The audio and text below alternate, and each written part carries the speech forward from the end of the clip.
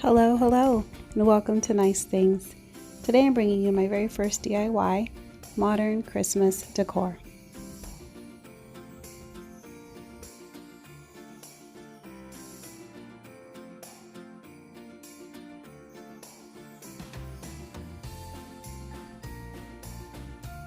For this first DIY, we're using these two decorative plaques that I found at the Dollar Tree. You notice that one of them's chipped and they're kind of beat up, but that's okay. We're not going to use that front plate. So go ahead and remove the screws and set those aside. We will use the plates as sort of a template for what we will do later, so hang on to them.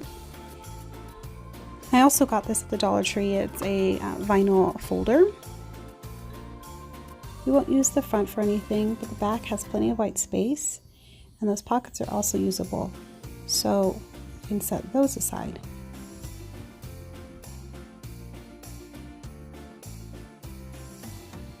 So again, here I have that plaque, and I'll use that as a template. Trace it out, and then cut it. Pretty simple.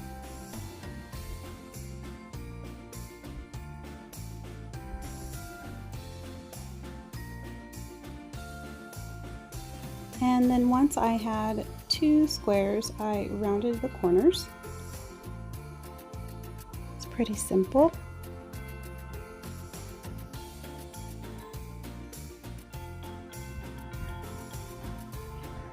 And then I used one of these large snowflakes and 3 smaller ones from this package.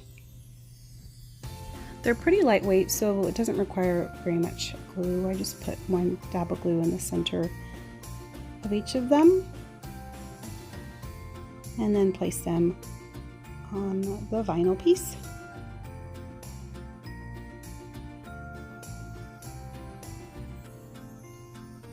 After that, they're ready to place on the screws that you saved.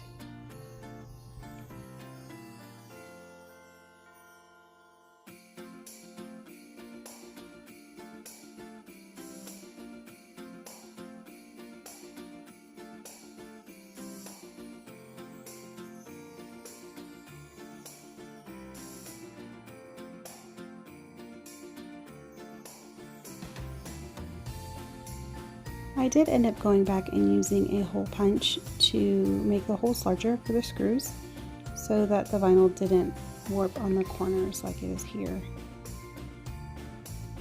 But here we have the finished product.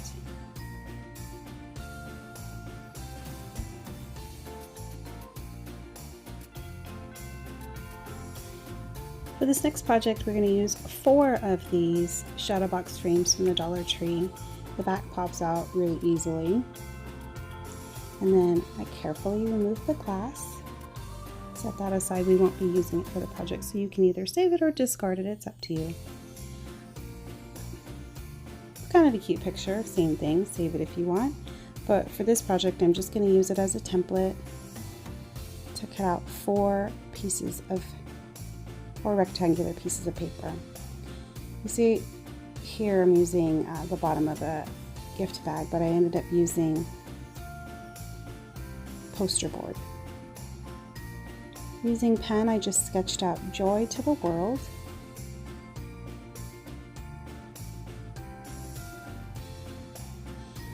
And then I went back over it using Waverly matte paint in the color ink.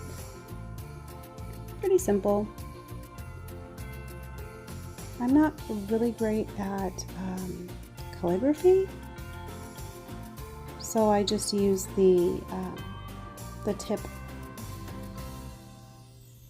that all the downstrokes are wider. So you go thin when you go up, and then all the downstrokes you press your paintbrush down and make them wide. Of course, it took about 20 tries. So here's the finished product, and it's actually the best of those 20 tries.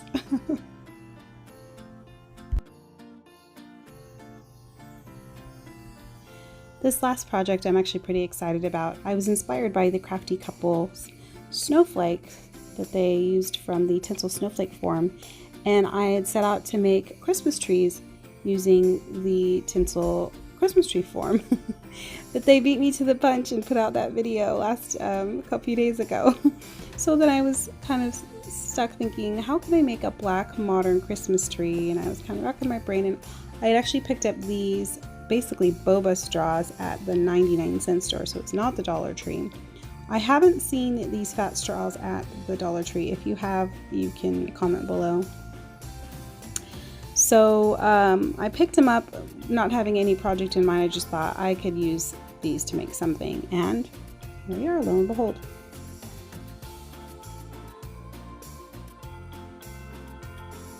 So you're going to take 3 straws for your first tree, and you can see here you just kind of pinch the end of one, fit a little bit of glue in the other, and then you press really firmly to get them together and press past the pinched point so that you have a seamless connection. So for the smallest tree, we have 3 straws. You take the middle straw and bend it right in the middle, so not at the seams, and then you bend the middle of the first straw and the last straw. You can use the table sort of as a level. Make sure you have the form that you want. It looks like a Christmas tree. And then pinch off the end and fit it into the other side. Pretty simple.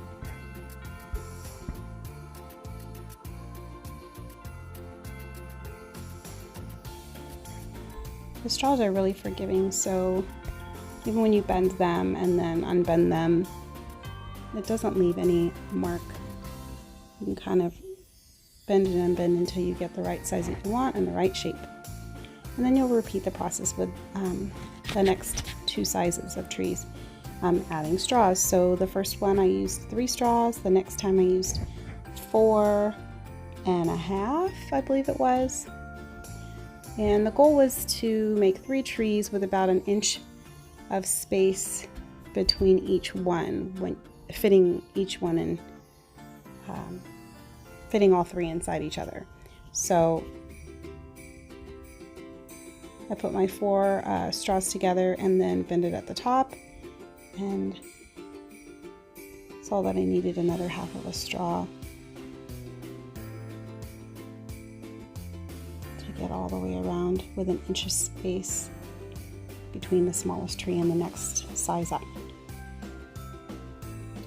And then did the next tree in the same way. I think I used 5 straws, bending at the top, not at a seam, but in the middle of a whole straw.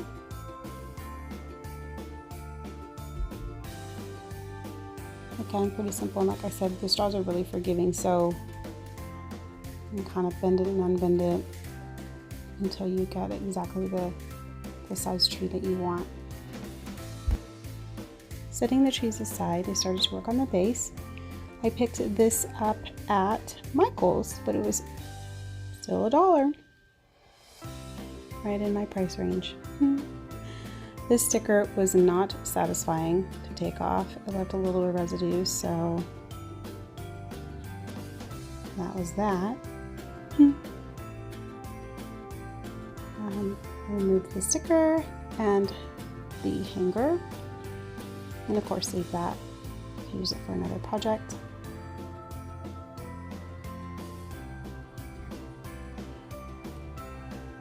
And then use some pliers to get out the steeples. I did not have any wood filler on hand. My Dollar Tree does not carry wood filler, but they do carry this spackle. And since the holes were pretty small, I figured it would do. I usually like to use the right supplies for the right project. But again, like I said, the holes are pretty small, so this putty works just fine. After I filled the holes, I used tape measure to find the center of the box and mark it.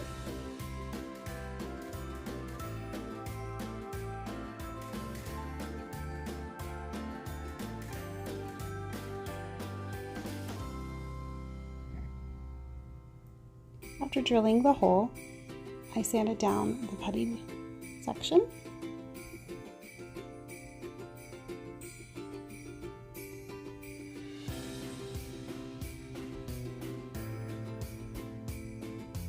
And then painted the base using that same Waverly paint in ink. Now on to the stand. I picked up these skewers at Walmart. It was 88 cents for the pack. There's the Waverly paint again. Now while the skewer's drying, we'll go back to the Christmas trees. I'm going to put some guide holes on the bottom of them. I used a tape measure to find the center, but if you're good with spatial reasoning, you can just eyeball it. And you'll see here that I go back and forth between two tools, this X-Acto knife and then a blade that my husband gave me.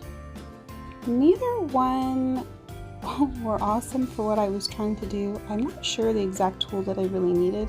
Again, if you know the proper tool, you can comment. I mean, I got the job done, but what I wanted was something that wouldn't cut through the straws but poke a round hole. So I ended up just using the X-Acto to start, and then the tool from my husband to just go back and forth and kind of burrow a hole. He mentioned that I could use the drill, but I thought that would be, I didn't need all that. So I just worked carefully in making those holes.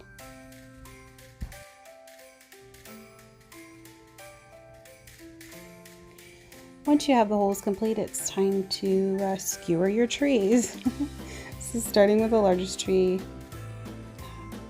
I'm sure you see where this is going. You just push the skewer through the bottom hole. It does take some working, again, back and forth.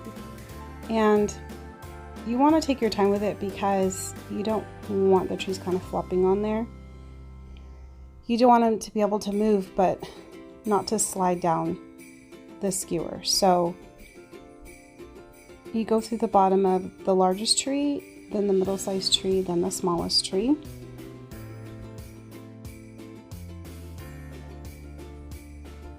And then again, you have to work it all the way up to the top, and then go through the top of the smallest tree, the top of the middle tree, and then out the largest tree. I'm showing you all of this because you really got to take your time going from the bottom of the tree back up to the top, back to the bottom, back and forth, because it's kind of difficult to get it through, but you don't want to rip the straws and have to build a new tree. Once you get to the top, I just took another piece of straw, cut a little piece and put it on the top of the skewer and added a little hot glue.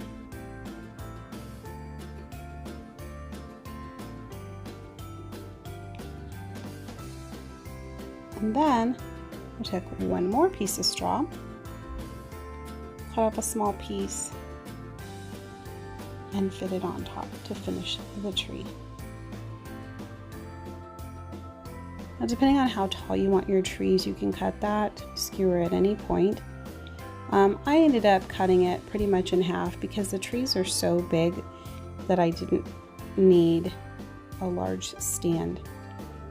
One thing I don't show here in the video is I did end up adding one more block inside of the base because this base is hollow and it wasn't as sturdy as I wanted it to be. But here's the finished product.